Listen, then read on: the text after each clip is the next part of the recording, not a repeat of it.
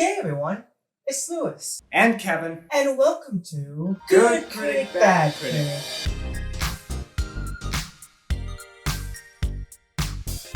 There used to be an animation studio that was able to rival the success of Disney.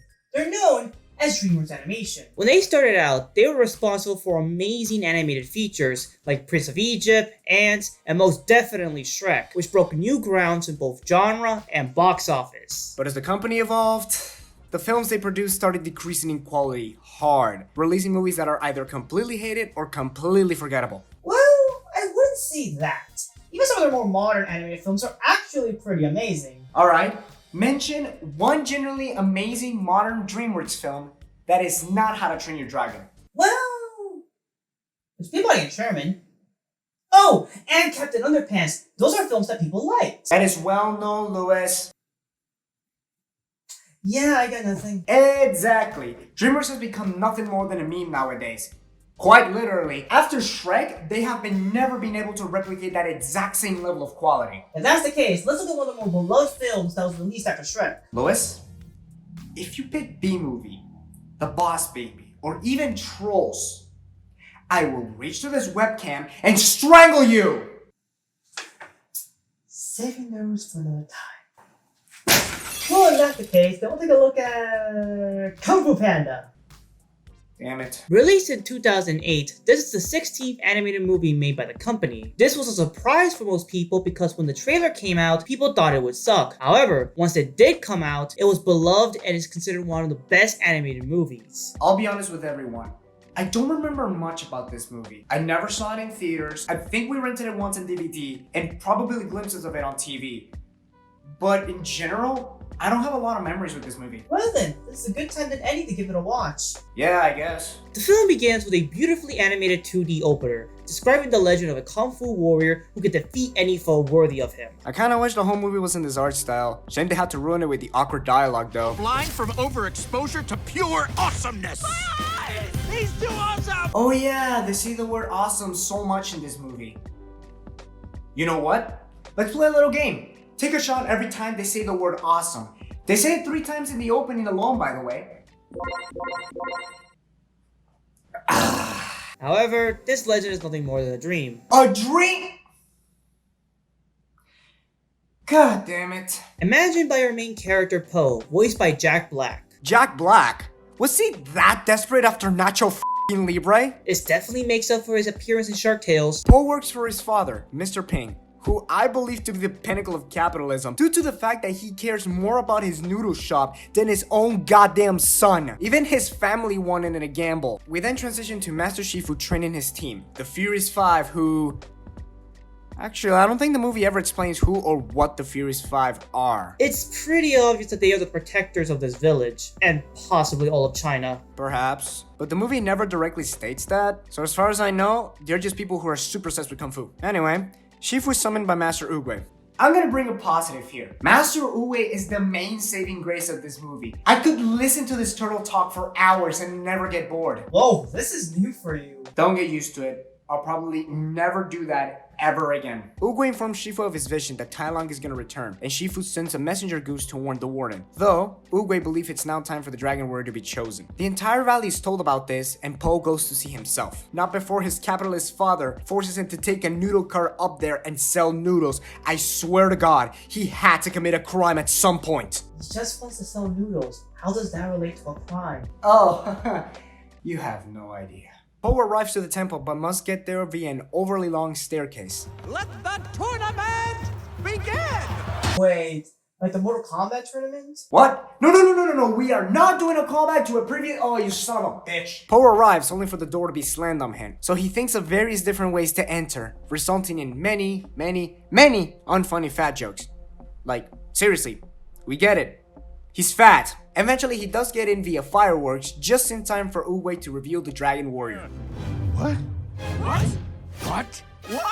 What? You are literally picking someone by accident. There are no accidents. Yeah, I don't know about that, Chief. Just ask Lewis's parents. Well, a part of this can be an accident. Well, if we count the way you look, the way you speak, the way you comb your hair, the way you dress, the way you sit, and just the general fabric of your existence, yeah, there are accidents. Well, is this channel an accident? Go f yourself. Love you too. The goose arrives at the prison where Tai Lung is being held and passes on the message to increase security, but the warden laughs it off. Back at the temple, Po fanboys over various artifacts until Shifu confronts him, making it clear that he doesn't see him as worthy. He shows this by taking Po to the Five's training grounds, where Po even fails to punch a punching bag. The rest also believe he's not worthy and mock him behind his back. Po heads to the dormitories and accidentally causes a commotion. Alright, you're awesome. Last thing I'm gonna say.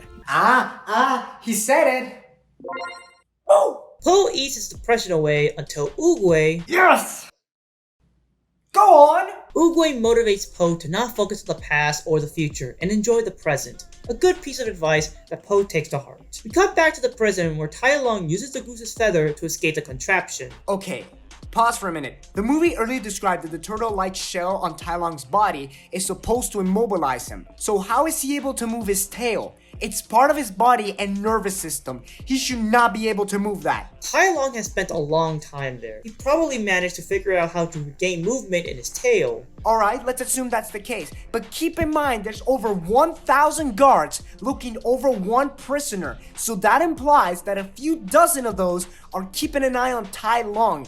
You would think at least one of them would notice that Tai Lung is moving his tail around and a feather that clearly sticks out. It's a feather. Those guards are way higher compared to Tai Lung, and given how cocky they are portrayed as, they probably didn't pay much attention to both the feather or Tai Lung's tail. Bullshit! Even the cockiest person in the world would notice that because it sticks out so obviously. So you can see that from the distance the guards were in the movie? First off, rude. Second off, yes! Tai Lung escapes from his shell and fights through the prison. It is a well-animated escape sequence that demonstrates how dangerous our villain is. He basically kills all the guards, but spares the goose, telling him to pass a message to Shifu. Pretty sure Tai Lung's personality is what we all want to have as our personas. The next morning, the five continue their training, but realized that Po quit, except he didn't. And he was trying to do the more advanced stuff right out of the get-go. Shifu, as always, is not impressed and shows off what his team can do. The only souvenirs we collect here are bloody knuckles and broken bones. Yeah, that's what I told Lois. I still have some of those souvenirs. Wow. So Shifu proceeds to train Po by literally kicking his ass. That was awesome! Let's go again! Well, that's another one. Bottoms up, everybody. Oh. Whew. Later that night, they discuss Tai Lung's connections to Shifu. Tigress comes in and starts telling the story of how Shifu trained Tai Lung. But it's done in a flashback. Oh, isn't that just amazing? It's better than her saying the whole backstory without us seeing it. I am not even gonna respond to that. The goose returns and informs Shifu that Tai Lung is on his way, even though this was clearly his fault if you kind of think about it for 2 seconds. He tells this to Oogway, who states that it is bad news if he doesn't believe in the Dragon Warrior, which Shifu, of course, still doesn't. But once again, Oogway puts him in his place. My time has come. Wait, no, don't you dare do this to me, no. Oogway, please don't leave us, you're the only one that makes this movie worth watching. What about the characters, the action, the animation, the comedy? Sometimes it's fun, sometimes it's annoying. But they just have to take my book.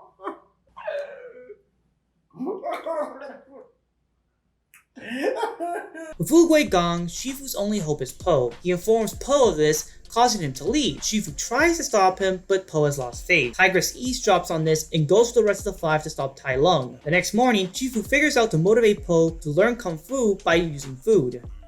That rhymed. Wow, so instead of making fat jokes about Po, it's literally now progressing the plot. That's not necessarily a bad thing, but this movie has used that so much that it gets annoying fast. It's silly, but it's a much clever use of a fat joke than other animated movies. I'll give it that, I guess. With this new knowledge, Shifu properly trains Po in a very fun montage. Furious 5 finally catch up to Tai Lung, and now, 1 hour into the movie, we get to see them actually fighting in the battlefield. And it's well worth it. The fight is amazingly animated, which makes it incredibly entertaining to watch.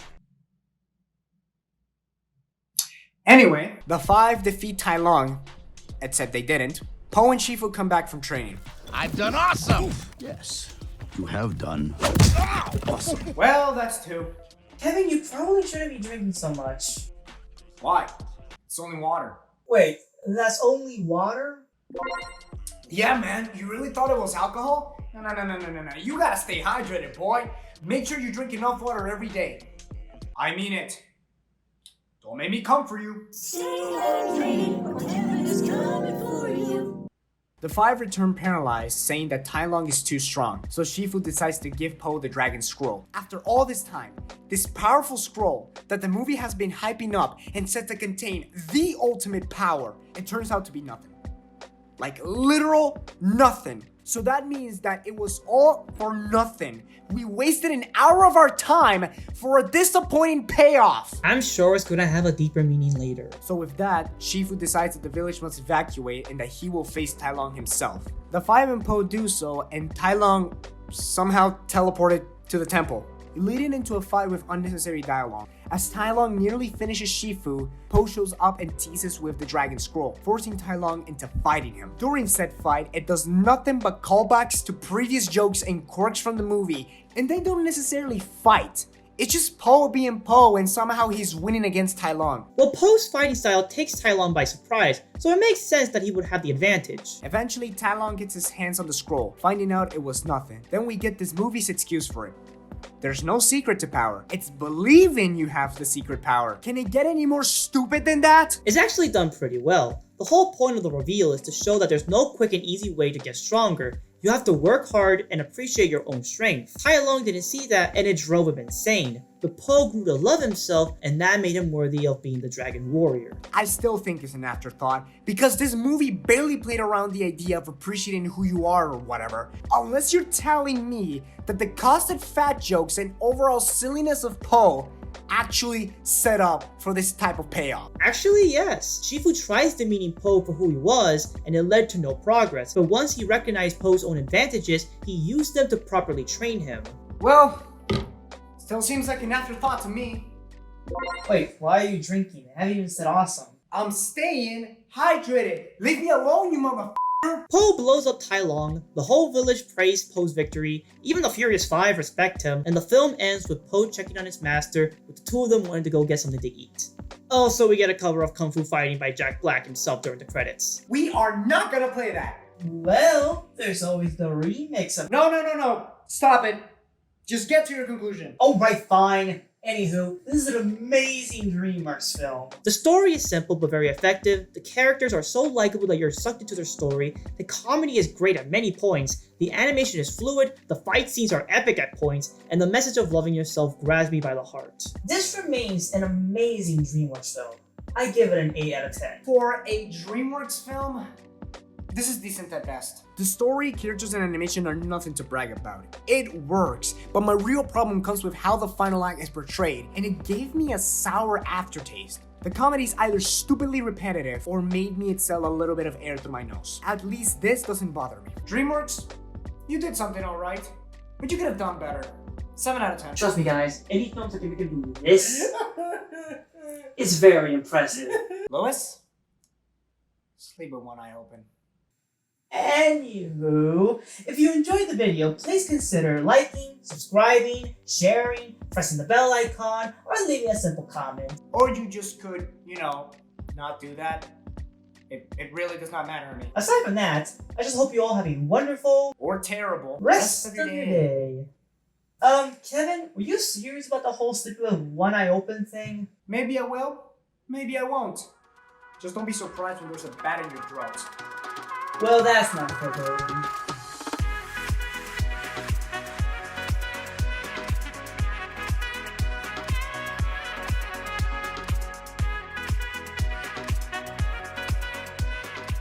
They're known as animation studios. Animation studios? Wow. Boom! Continuity. This is our amazing remix. Brilliant. Damn it! Ooh, I came out of nowhere.